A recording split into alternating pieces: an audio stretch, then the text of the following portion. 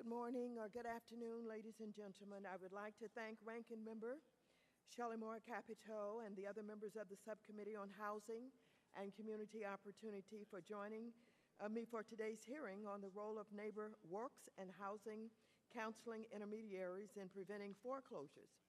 According to the Center for Responsible Lending, there have been over 77,000 new foreclosures since the beginning of this year. The center estimates that by the end of this year, 2.4 million foreclosures will have occurred, with 9 million projected over the next 4 years.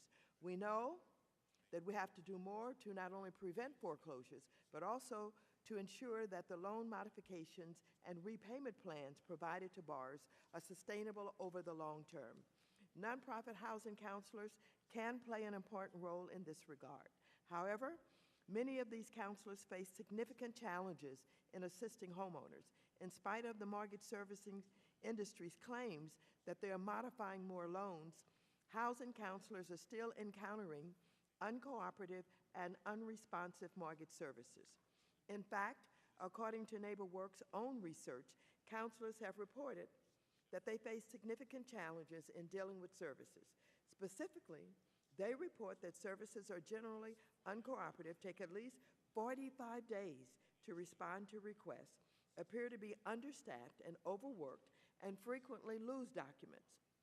While the Making Home Affordable program is a good start, it is clear that unless servicers are required to engage in loss mitigation, that the rate of foreclosures will only continue to increase.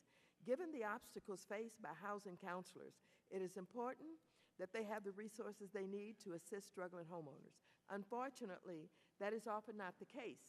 In spite of the $410 million this Congress has provided for NeighborWorks' National Foreclosure Mitigation Counseling Program, adequate and equitable distribution of that funding remains the major concern of the national housing intermediaries whose affiliates provide the bulk of this counseling.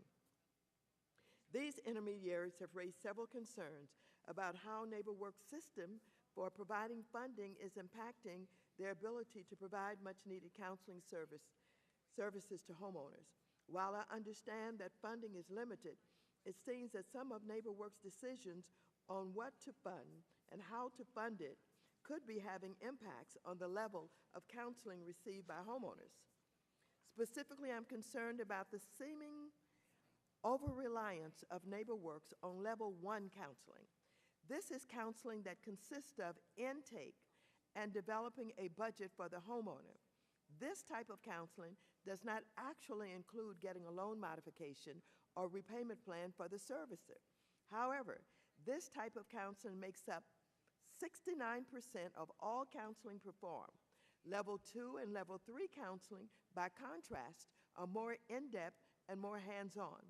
These are the kinds of counseling typically performed by some of the intermediaries who will be testifying later on today. Given the rising rates of foreclosures, I'm interested to hear from our witnesses why Level 1 counseling constitutes such a large percentage of the counseling provided. I'm also aware of several reimbursement issues that are causing difficulties for counseling intermediaries. For example, the number of duplicate homeowners requesting housing counseling services has frequently been pointed to by intermediaries as a leading cause for why they are underfunded. Duplications occur when the same homeowners contact different counseling agencies to receive help with their mortgages. However, only one housing counseling agency can receive payment. While I understand NeighborWorks' concern about the need to restrict funding for duplicates, there are several legitimate reasons why a homeowner may contact several different housing counseling agencies. First, the homeowner may have received insufficient counseling from one agency is trying to procure counseling that is more suited to his or her needs. Second, the homeowner may have obtained a loan modification or repayment plan that was unsustainable and may be in need of a new workout. Another reimbursement issue is the amount of funding provided for these housing counseling activities. Level 1 counseling has a lower reimbursement rate of $150 per homeowners than Level 2, $250, or Level 3, $350. Counseling. However, according to some of the intermediaries testifying today, these rates fall well short of the true cost of providing counseling, which actually lies between $750 and $1,000. While some intermediaries receive direct funding from mortgage servicers and can absorb the shortfall, others cannot. This is an important point. Some intermediaries receive direct funding from mortgage servicers and can absorb the shortfall, others cannot. Again, I look forward to hearing the witnesses' views on this very important issues. I would now like to recognize our ranking member. I'm sorry, Ranking Member Capito is yielding to Ms. Biggert because she does have another appointment she has to take. I will yield to Ms. Biggert, or recognize her rather, for how many minutes? For 3 minutes. Thank you. I thank the chairman and I thank the ranking member for yielding to me. And I'd also like to thank the Chairman Waters for holding today's hearing and for her dedication to the issue of housing counseling, which I've been working on for, it seems like, many, many years. Most Americans can benefit from housing counseling, a kind of financial literacy that builds a financial foundation so that families can succeed as homeowners. Counselors are at the front lines of our nation's housing crisis. They can help guide homeowners into a loan that best meets their budget and needs, steering them away from possible foreclosure down the road. To that regard, I'd like to thank NeighborWorks and all of their housing counseling affiliates who have been spearheading efforts to help homeowners across the country keep their homes. Thank you. For the record, I'd also like to thank DuPage and Will County of Illinois housing counselors who put in long hours to help my constituents. The work of our counselors is vital to our housing recovery and the future of home ownership. Recently, for the third time, and as Title IV of H.R. 1728, the House passed my bill to expand and preserve home ownership through Counseling Act. The bill elevates housing counseling within HUD by establishing an office of housing counseling. It expands the availability of HUD-approved housing counseling services, offers grants to states and local agencies, and launches a national outreach campaign. It requires HUD to consider appropriate ways such as through technology to streamline and improve the housing counseling grant process, review, approval, and award processes. The goal is to lighten the paperwork burden on counseling agencies, especially smaller agencies, so that they can devote more time and resources to counseling the homeowners. To that regard, I'm interested in learning about how NeighborWorks could partner with such an office at HUD and implement similar streamlining efforts. To meet the current unprecedented demand, we need our counselors to have the resources and technology available to devote time to counseling homeowners versus unnecessarily filling out forms. At the same time, the counselors and counseling agencies should be able to easily implement transparency measures to ensure that housing counselors are effectively utilizing time and resources to provide housing counseling to our constituents. In conclusion, I look forward to working with my colleagues on the committee as well as the groups represented here today to strengthen the housing counseling efforts across the country. With that, I yield back, and thank you. Thank you very much. Mr. Cleaver, for 2 minutes. Thank you, Madam Chair, and thank you very much for calling this hearing to deal with the role of NeighborWorks and housing counseling intermediaries in preventing foreclosures. This is unquestionably the most significantly depressed moment in U.S. history economically since October of 1929, which launched the beginning of the Great Depression. This is the Great Recession, and each time the unemployment numbers rise, we can expect a corresponding rise in the number of foreclosures. And if we're going to have this kind of a problem, we got to make sure that the efforts by the United States federal government to fix the problems do, in fact, provide remedy. And I do understand that intermediaries have some concerns about how NeighborWorks distributes funds and how much is paid out for services rendered. And so I'm anxious to hear our witness, Mr. Wade, today delve into these issues. And Madam Chair, I yield back the balance of my time.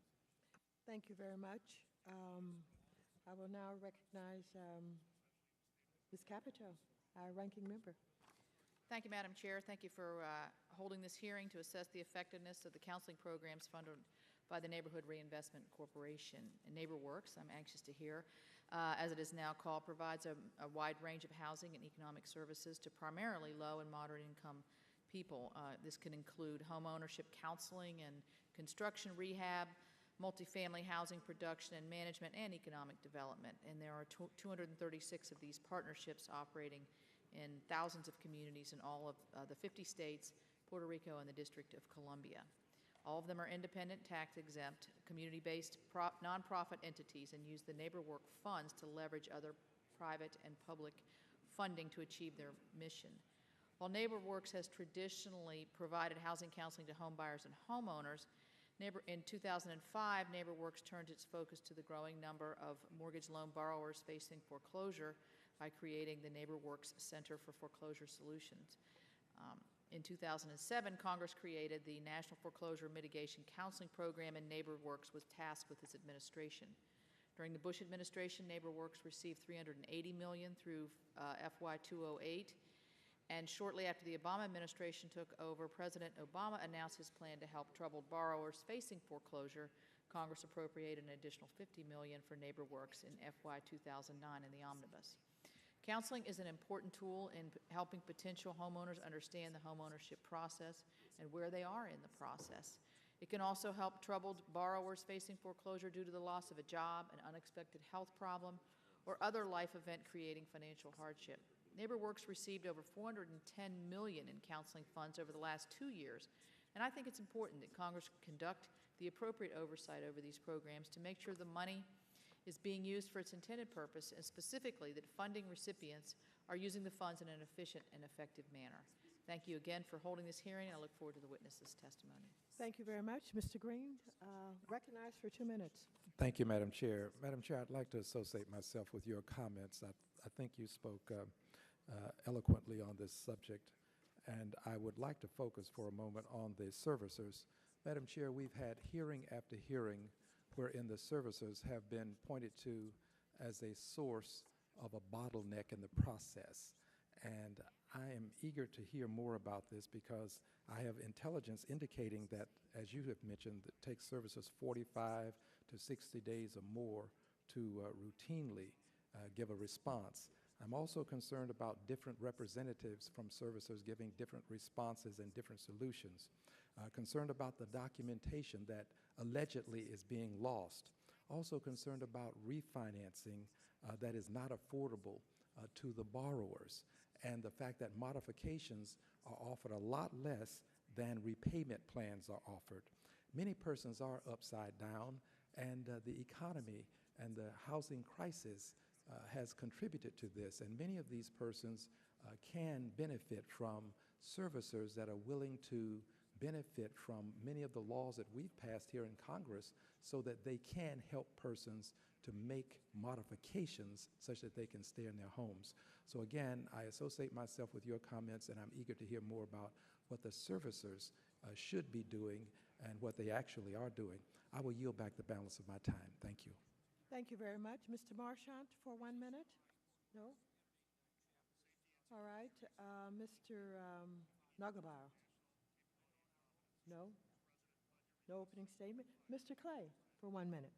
Thank you, Madam Chair, and thank you so much for calling this hearing today. Hopefully we can get to some of the systemic causes of this foreclosure crisis.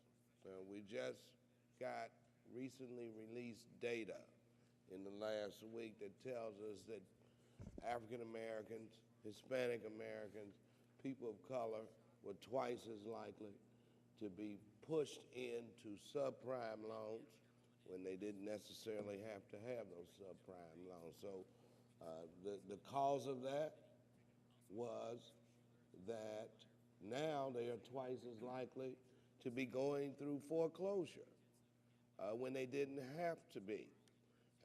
And so hopefully this hearing today will be an airing of those circumstances, what caused people to go into foreclosure, and how we prevent this from ever happening again.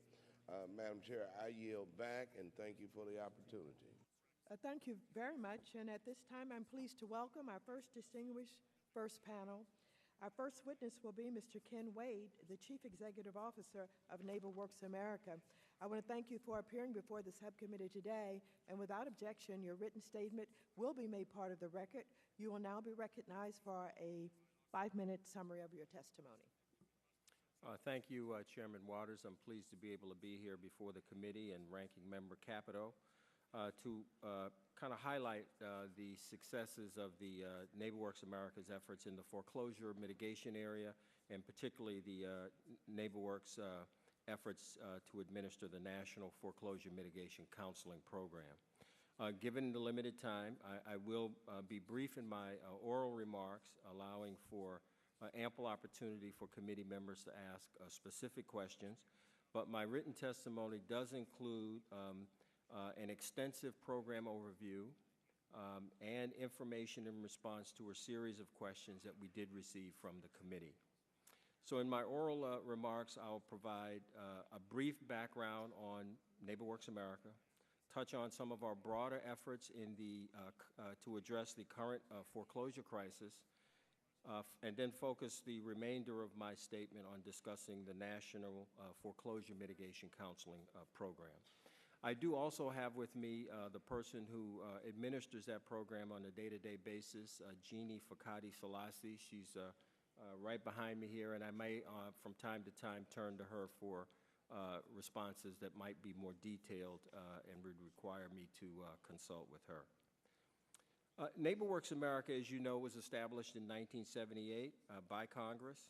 We receive an annual appropriation from the Transportation, Housing, and Urban Development and related agencies Appropriation Subcommittee. Our board of directors is made up of representatives of the federal financial regulatory agencies, the Federal Reserve Board, the Federal Deposit Insurance Corporation, the Comptroller of the Currency, the Office of Thrift Supervision, and the National Credit Union Administration, along with HUD. The primary mission of our organization is to extend affordable housing opportunities, both rental and homeownership, and to strengthen distressed urban, suburban, and rural communities across America.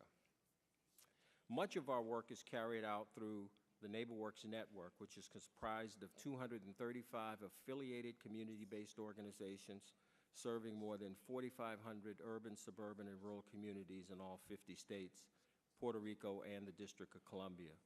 With the growing foreclosure crisis, NeighborWorks America expanded its efforts on behalf of the nation's neighborhoods. And in response to that, throughout our history, we've had an opportunity to support community-based practitioners as they work to improve their communities. And because of our work and presence in those communities, we were an early leader in calling out the growing problem of foreclosures. We started the NeighborWorks Center for Foreclosure Solutions more than 5 years ago. We've been a national leader in training and certifying foreclosure counselors. We've convened groups to establish the national industry standards for housing and foreclosure counseling.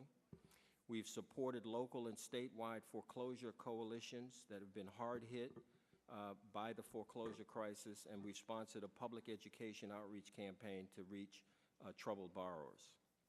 Let me just summarize briefly our results to date in the National Foreclosure Mitigation Counseling funding.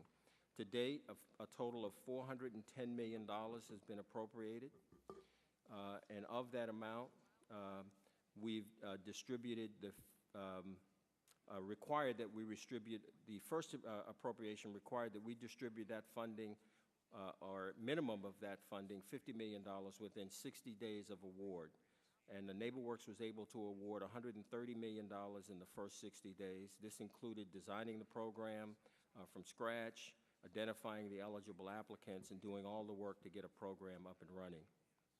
Because Congress's funding to NeighborWorks provided funding and training as well, we were able to provide training to 1,600 counseling organizations throughout the country. We funded the counselors who have assisted more than 410,000 families facing foreclosure to date. The majority of the people counseled have been minorities, 53%. NFMC grantees also are doing well in serving areas that were targeted by subprime and predatory lenders. 37% of the clients are in zip codes where the majority of clients are minorities. 42 NFMC grantees said that they would target their services also to low and moderate income minority neighborhoods or homeowners. One of the key statutory requirements that Congress had was for the NFMC program to ensure that a substantial portion of the funding went to areas of greatest need.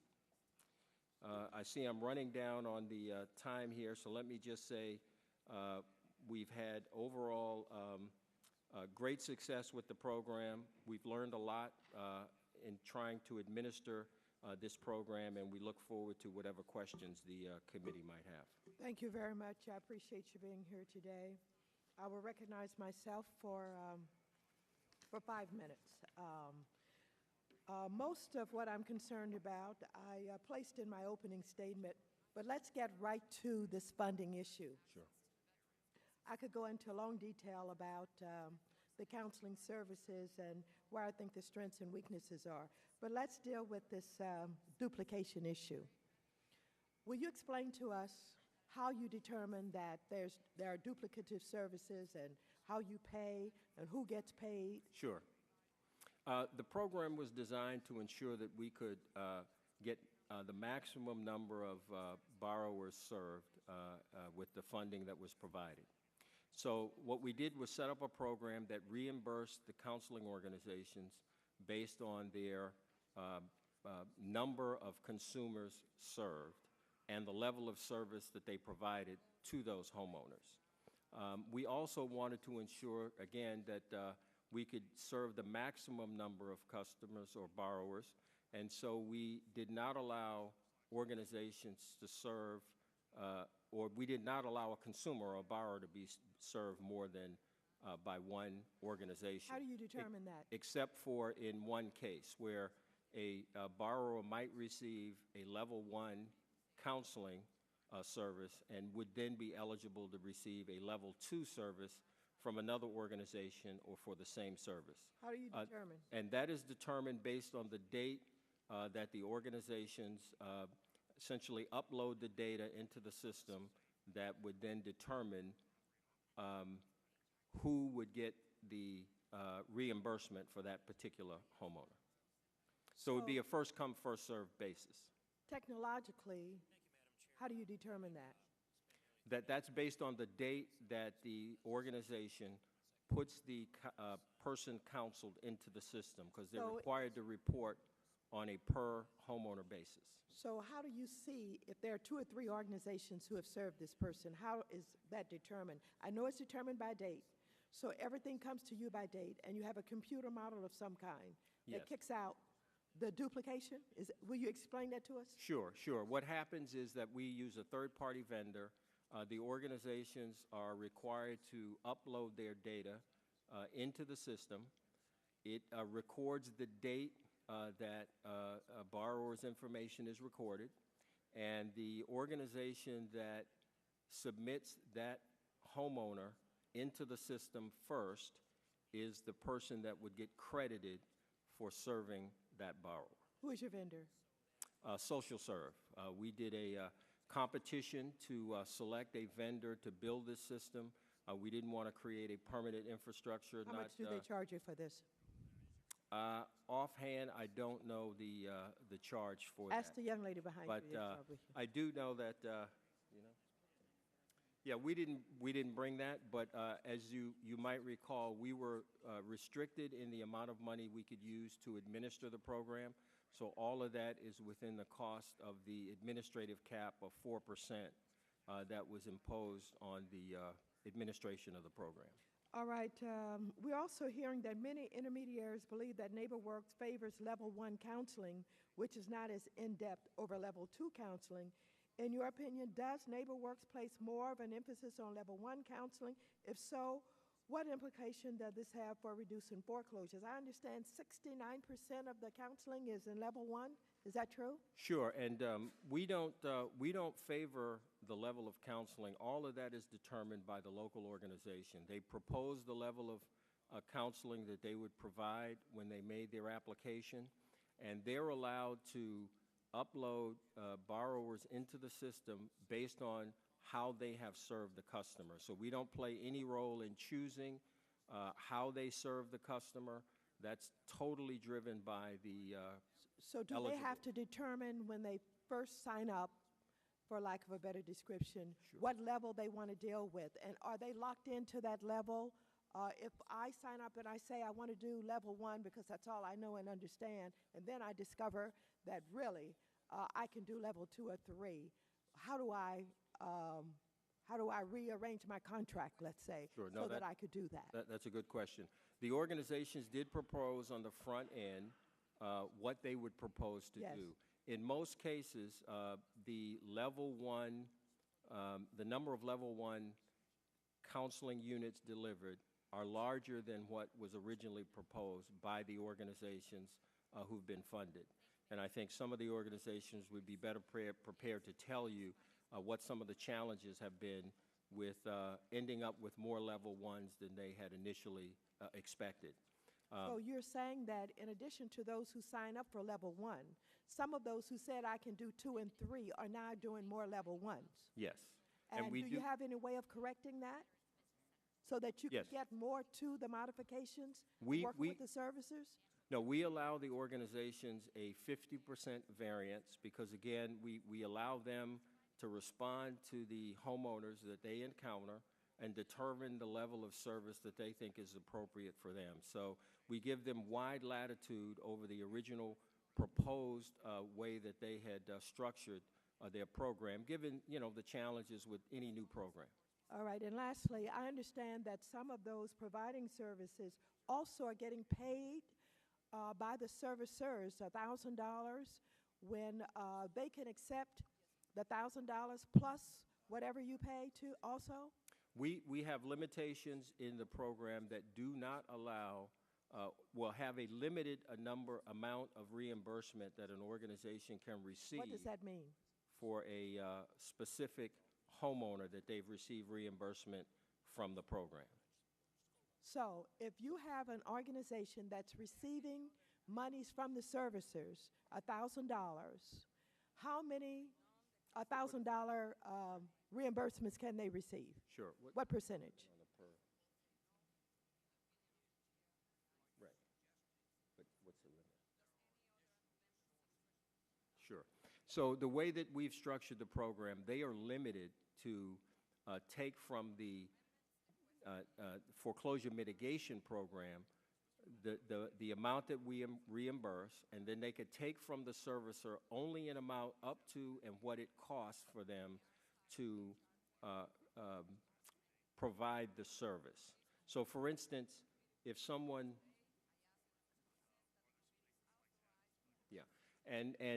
we do require that they bill the servicer first if they have that arrangement. So in other words, the public money is used as a last resort. So as an example, there are a number of organizations that had relationships with servicers before this program got up and running. My question is, do they get that $1,000 in addition to reimbursement from you if they're doing level 1, 2, or 3 under your definition? No, they would not. So they can receive reimbursement for homeowners that they have not billed an FMC for. well, maybe we'll get into that a little bit more. Thank you very much. I will now recognize Ranking Member Ms. Capito. Thank you. Thank you. Mr. Wade, can you explain to me the $410 million at NeighborWorks? And I know that's a conglomeration of a couple different pots of money. And in your notes, it goes to 230 nonprofits. Then does it then go to other organizations from there? So does it pass through more than one? What I'm trying to get here is, Sure. I know you're limited to 4% administrative, but how many other administrative costs are loaded onto this by the time it actually gets to the consumer? The way this program is structured, there were eligible applicants prescribed in the legislation. So those included HUD-approved housing counseling intermediaries, and I think there are about 21 or so in total in the country. Every state housing finance agency was eligible, and then NeighborWorks organizations who were part of that 235 organizations in our network. The national intermediaries and the state housing finance agencies, many of them have subrecipients who actually carry out the counseling activities. And so they were responsible for setting up the program, assembling a number of subgrantees, and then passing the funding on to those organizations to actually carry out the program. So would there be an administrative fee then for them as well? Yes. What is that percentage, do you know? It is 5 to 7%, so that we limited the administrative costs to the state housing finance agencies and the intermediaries to anywhere from 5 to 7%, and each of them proposed in their application what percentage they would request in order to carry out the program. And that's essentially to deal with the reporting requirements they're responsible for, the program administration costs that they have, and the follow-up and the documentation that they have to do to ensure that the grantees are in compliance. Okay, now I'm kind of picking up from your comments that people are, that the organizations are reimbursed. In other words, you perform the service and then you're reimbursed for, is that correct? Well, Excuse me, before answering that, I have never done this before, but I'm going to interrupt. Okay. There are less than 5 minutes Oh. left on the vote, and you can pick it up and Okay. complete your question when we return. Sorry. I'd like to ask your patience while we take 3 votes, and we'll be right back. Thank you. The meeting is in recess.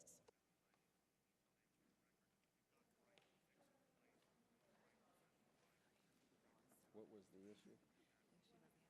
The 1,000 first. But if it costs, yeah. Then they can